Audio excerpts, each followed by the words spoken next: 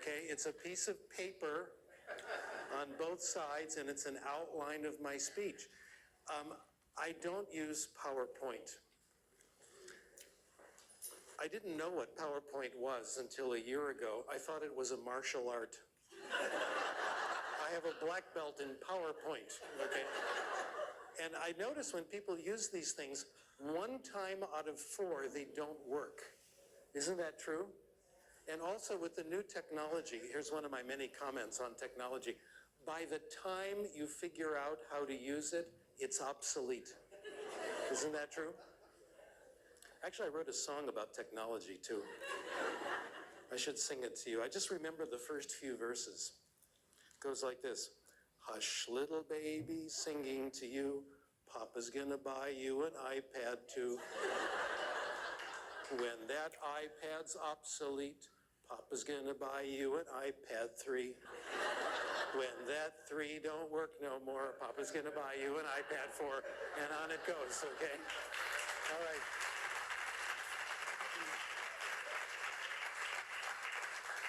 I would like to thank today Oxford for getting me here, for Isil for inviting me, and for my personal bodyguard, Nafi Osmenek, who's been putting up with me and my bad jokes for the last 2 days. I'd like to begin by giving a very brief review of the last 40 years of my life. If you look on your handout, this is really easy to read if you're 25 years old or under, okay? I didn't mention this, technology, yeah. So other people have mentioned this before, thank you so much.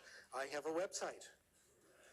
In California, it is a state law that you must have a website. So I have a website. It's SDCrash, and D is my middle name, David. I'm on Twitter. Please join me on Twitter and Facebook. On Twitter, I'm trying to catch up to Justin Bieber. Okay? I'm getting close.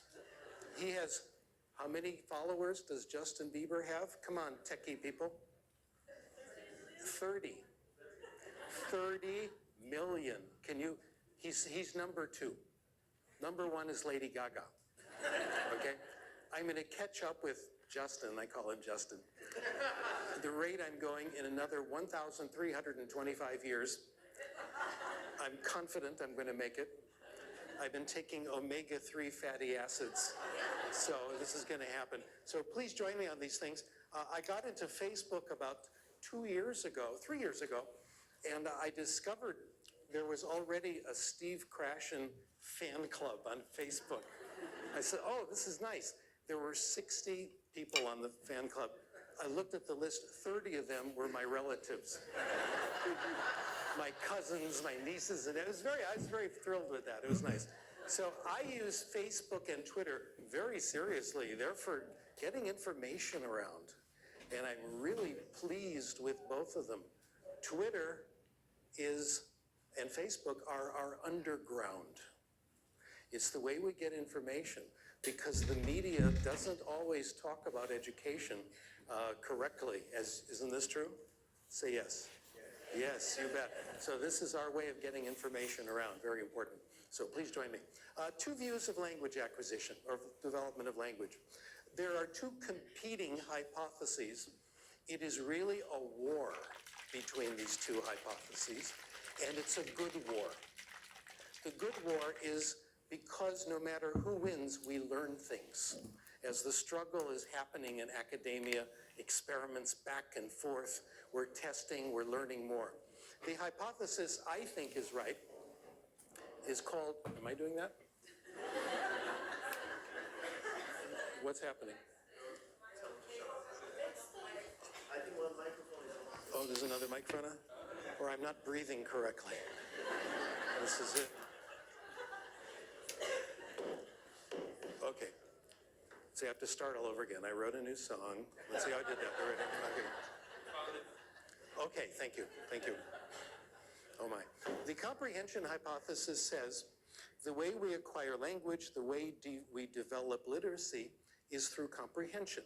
When we understand what people tell us, when we understand what we read, we are acquiring the language if we understand it. The comprehension hypothesis says that the so-called skills, vocabulary, grammar, all those things are the result of language acquisition, making a big important point.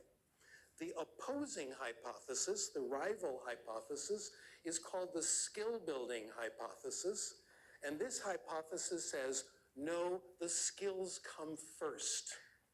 In other words, there's a difference here in causality, in cause and effect. First, you learn your grammar. Then you study vocabulary and you memorize it. Then you practice it over and over. And then someday, in the distant future, you will actually be able to understand and produce language. In other words, the causality is reversed. The skill-building hypothesis is delayed gratification. The comprehension hypothesis is immediate gratification. Listen to good stories, read books, have conversations, watch good movies, have a good time. And the more you enjoy it, the better your acquisition will be. It means you deserve happiness now. You don't have to wait. Thanks, Chuck. That was just right. We had worked this out a little bit. Thank you. Okay. The problem is the delayed gratification never comes. No one has ever acquired or developed knowledge of a language this way. It has never happened in the history of the human race. Not only that, skill building is painful. Comprehension is pleasant. So the comprehension hypothesis is win-win.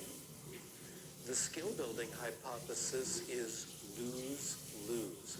The problem is that for the general public, the skill building hypothesis is not a hypothesis, it's an axiom.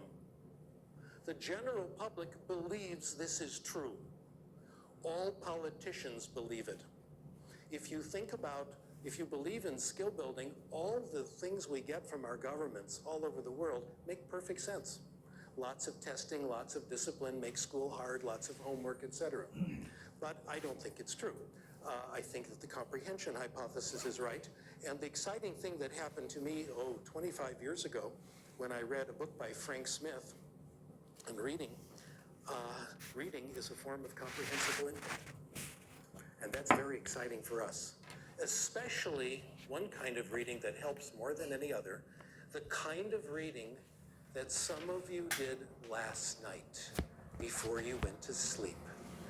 Reading because you want to. Reading you select yourself. Free, voluntary reading.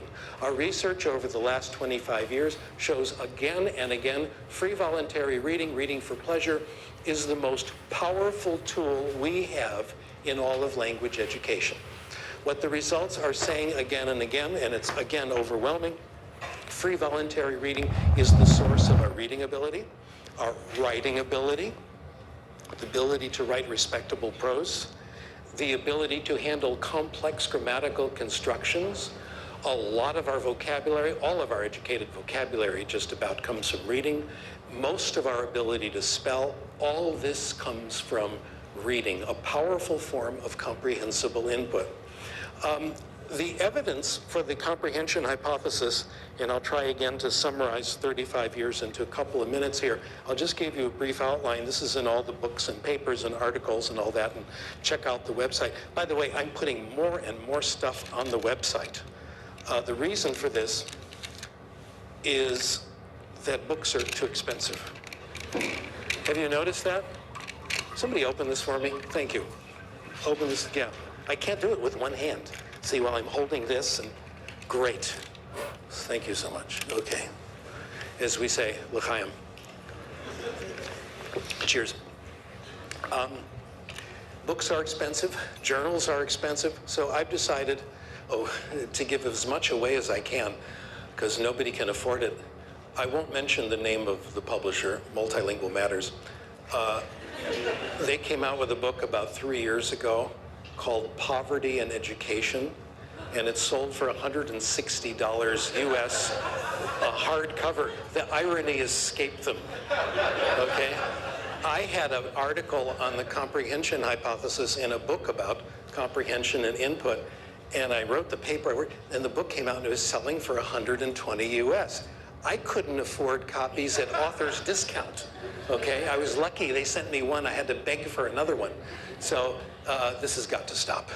And one way to stop it is to give things away, all right? So there.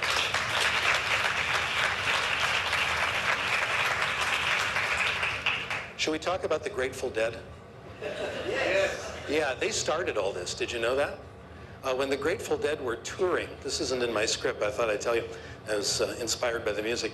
When the Grateful Dead were touring, these were the days when people were copying songs and they were illegally recording them at the concerts and sharing the recordings. And there was a lot of effort to stop it, and the Grateful Dead decided to let it happen. They said, okay, everybody, take out your recorders. Do it. We love it. Share it with your friends. They decided they weren't going to make money on recordings. They were going to make money on touring. And as some of you know, the Grateful Dead concerts became like whole villages coming together. They did very, very well. So this is going to have to be a change. And I think we are part of it in the technology world to get information across to people easily. So all this stuff is in the papers and stuff on the internet. To make it briefly, we have a lot of evidence this is true.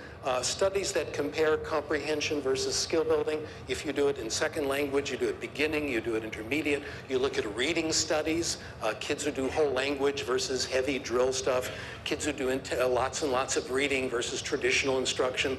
Comprehensible input has won in every single one of these studies when they're set up properly.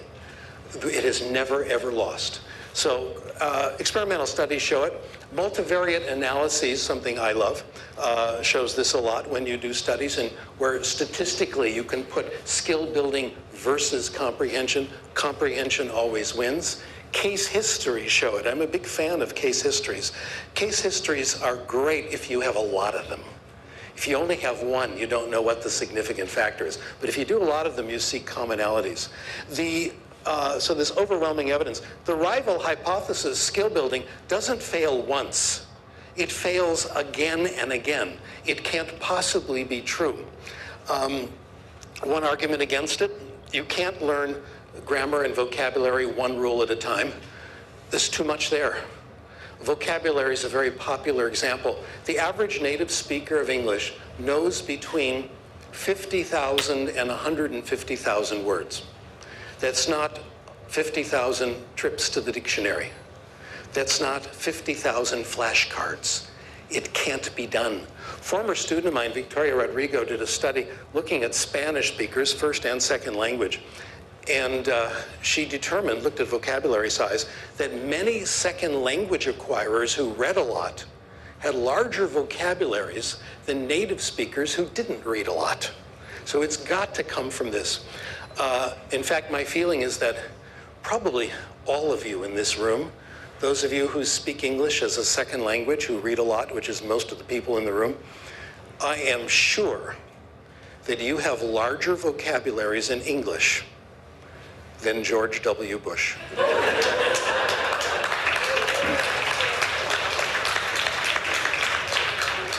Those of you who are offended by the political nature of my remarks, it will get worse. So not only is there too much there, it cannot be done, but the system is too complicated. We know that grammar is incredibly complicated. We know that the grammarians don't know all the rules. The people who write grammar books know fewer rules.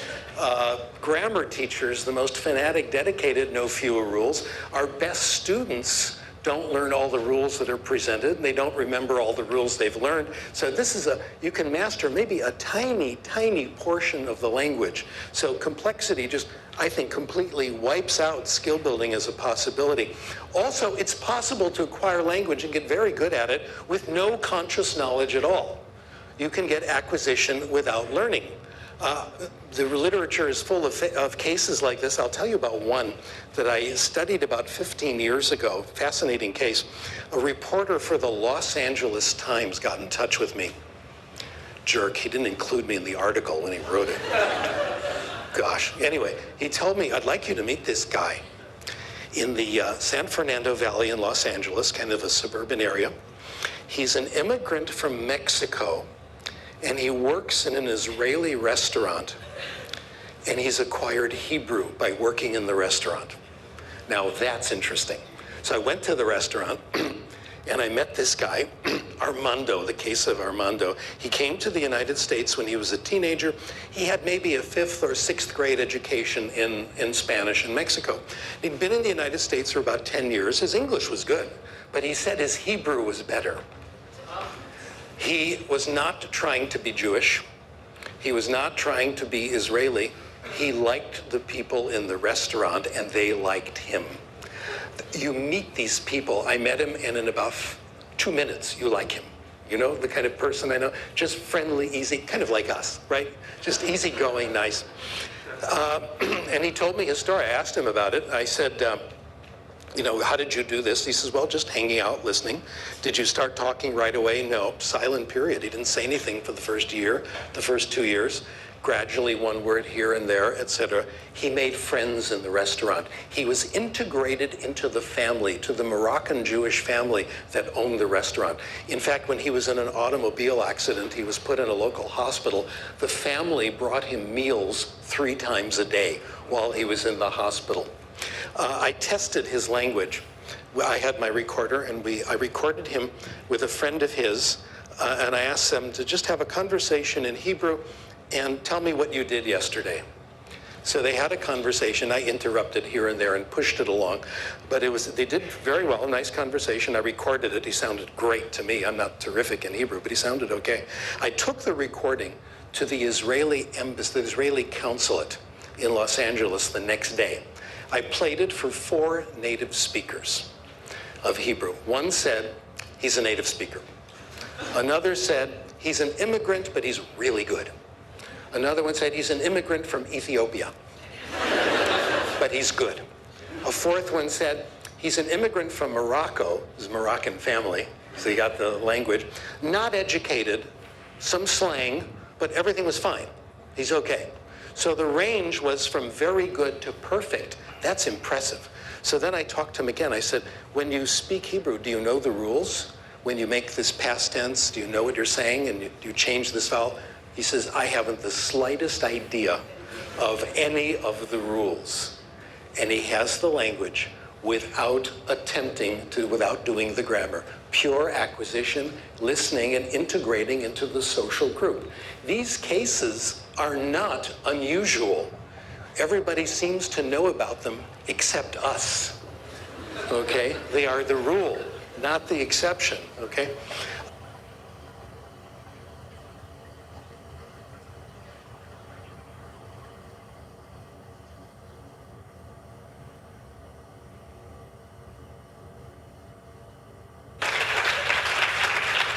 You have handouts.